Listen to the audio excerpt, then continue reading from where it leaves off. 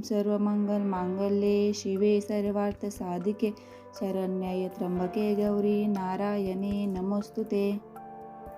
श्री दुर्गा सप्तशती अथ अष्टमाध्याय।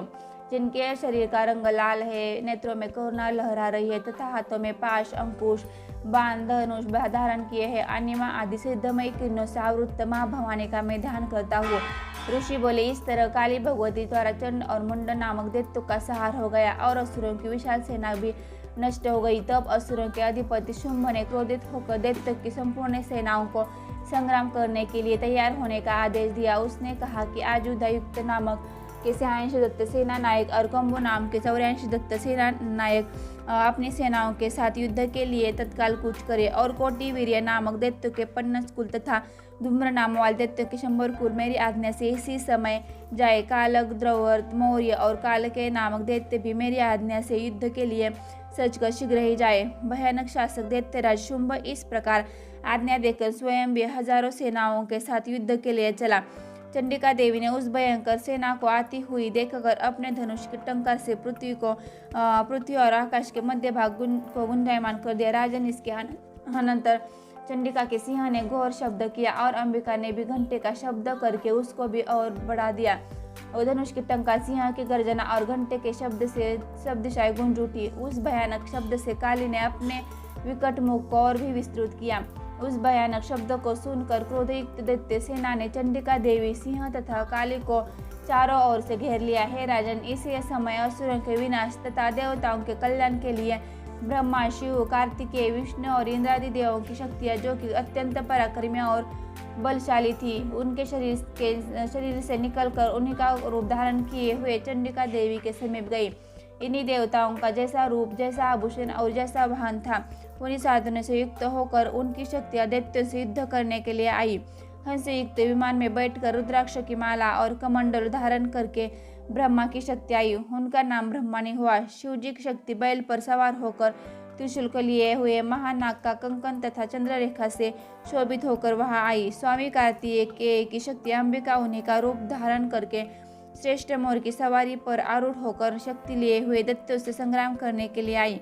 इसी प्रकार भगवान विष्णु की शक्ति गरुड़ पर सवार होकर शंख, चक्र, गदा, शार्द, धनुष तथा खड्ग हाथ में धारण किए हुए वहां आई।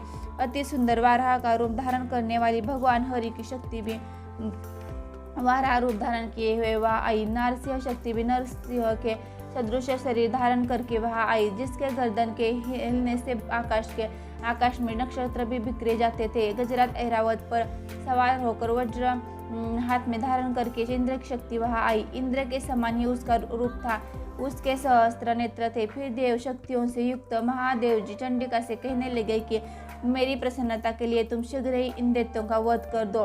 तब देवी के शरीर से अत्यंत भयंकर उग्र वाली चंडिका शक्ति उत्पन्न हुई, जिसकी आवाज सैकड़ों गदड़ियों के समान थी। वह अपराजिता देवी धूम्र वर्ण की जटा वाले शिवजी से बोली कि हे भगवान, आप मेरी तरफ से दूत बनकर शुंभ और निशुंभ के पास जाइए और अत्यंत अभिमानी दैत्य शुंभ और निशुंभ से तथा और भी अन्य दैत्यों से जो वहां मौजूद हो, उनसे कहिए, हे दैत्य, यदि तुम्हारी जीवित रहने की इच्छा हो तो पाताल लोक को चले जाओ। त्रिलोकी का राज्य इंद्र को मिल जाए और देवता यज्ञ भाग का भोग करे। और यदि बल के अभिमान से तुम्हारी युद्ध करने की आकांक्षा हो तो मेरे सामने आओ। मेरी योगनियाँ तुम्हारे मान से तृप्त होंगी। चूंकि देवी ने शिव जी को दूत काम पर नियुक्त किया था, इसलिए वे संसार में शिवदूती के नाम से प्रसिद्ध हुई। भगवान शिव जी के मुख से ऐसे वचन सुनकर उन असुरों को भी बड़ा क्रोध उत्पन्न हुआ और जहाँ वह कात्यायनी बैठी थी वहां गए। फिर वे दैत्य क्रोध में भरकर उस देवी के ऊपर बाण, शक्ति और तलवार आदि शस्त्रों की वर्षा करने लगे। उस देवी ने भी अपने धनुष के टंकार और दैत्यों द्वारा छोड़े हुए बाण, शूल, शक्ति और फरसों को खेल में काट डाला। उस समय काली देवी क्षत्रियों के सामने होकर शूल के प्रहार से उनका नाश करती हुई और खड़वाग्नि से उनको कुचलती हुई रणभूमि में विचरण करने लगी। और ब्रह्मांडी जितर भी जाती थी और उसी और कमंडलों जल छिड़क क्षत्रियों के वीर्य और पराक्रम को नष्ट कर देती थी। इसी प्रकार माहेश्वरी त्रिशूलधारा और वैष्णवी चक्रधारा और अत्यंत क्रोधित कुमार कार्तिकेय की शक्ति द्वारा दैत्य का संहार करने लगी। इंद्र की शक्ति ने भी अपने वज्र के प्रहार से सैकड़ों दैत्यों को उनका रक्त बहाते हुए भूमि पर सुला दिया। वाराही शक्ति ने तुंड के प्रहार से कितने को ही मार दिया। दाढ़ों के अग्रभाग से कितने की छाती विदीर्ण कर डाली तथा कितने ही चक्र की चोट खाकर पृथ्वी पर लौटने लगे। और नारसिंह भी अन्य महासुरों को अपने नखों से विदीर्ण करके भक्षण करती हुई अपने सिंहासनाद द्वारा आकाश को और चारों दिशाओं को शब्दायमान करती हुई रणभूमि में विचरने लगी। बहुत से असुर शिवदूती के विकट अट्टहास से अत्यंत भयभीत होकर पृथ्वी पर मूर्छित अवस्था में गिरने लगे। शिवदूत ने उनके धराशायी होते ही उनका भक्षण करना आरंभ कर दिया। इस प्रकार क्रोधित मातृगणधर अनेक प्रकार के उपायों से बड़े बड़े दैत्य को नष्ट होते देख असुरों की सेना भाग खड़ी हुई।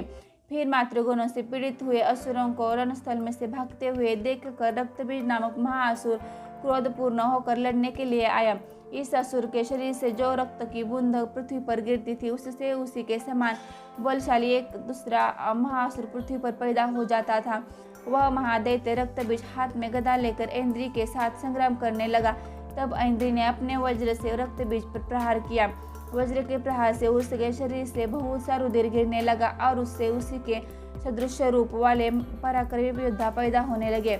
उसके शरीर से जितनी रुधिर की बूंदें गिरी उतने ही पुरुष रक्तबीज के समान वीर्य बल और पराक्रम वाले पैदा हो गए।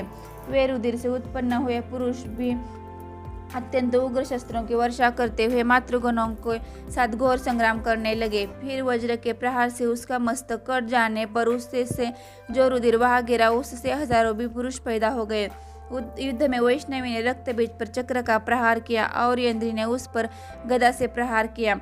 वैष्णवी ने चक्र से कटे हुए उस दैत्य के शरीर से जो रुधिर बहा उससे उसी के समान आकार वाले हजारों महाअसुर उत्पन्न हुए जिनसे द्वारा सारा जगत व्याप्त हो गया। फिर कौमारी ने शक्ति से, वाराही ने खड्ग से और माहेश्वरी ने त्रिशूल से महाअसुर रक्तबीज को घायल किया। क्रोधयुक्त उस महाअसुर रक्तबीज ने भी गदा से संपूर्ण मातृ शक्तियों पर अलग अलग प्रहार किया। शक्ति और त्रिशूल आदि अनेक प्रकार के प्रहारों से घायल होने पर उसके शरीर से जो रुधिर की धारा पृथ्वी पर गिरी उससे सैकड़ों दैत्य प्रकट हुए।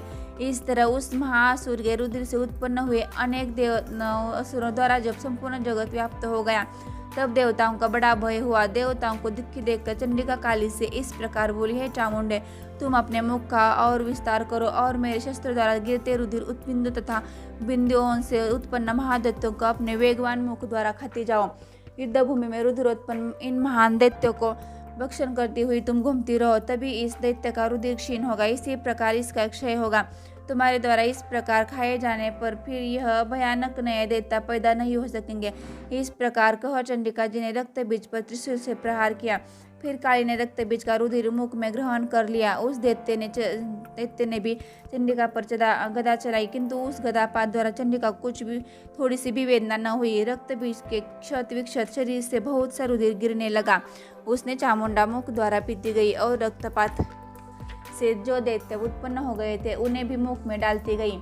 इस प्रकार चामुंडा ने भी सभी दैत्य खा डाले और रक्तबीज का रुधिर भी पी डाला। तब देवी ने शूल, वज्र, बाण, तलवार, रुष्टि आदि आयुध से रुधिर ही उस महाअसुर रक्तबीज को मार दिया। शस्त्र समूहों से आहत होकर वह पृथ्वी पर गिर पड़ा। हे राजन, उसका रुधिर तो चामुंडा ने पी लिया था। इस प्रकार उसकी मृत्यु होने पर देवता परम प्रसन्न हुए। मातृगण उसके रुधिर पान के मौत से उद्वत्त होकर नृत्य करने लगी। इति श्री मार्कंडेय पुराणे सार्वजनिक मन्वंतर देवी महात्म्य रक्तबीज वधो नाम अष्टमाध्याय।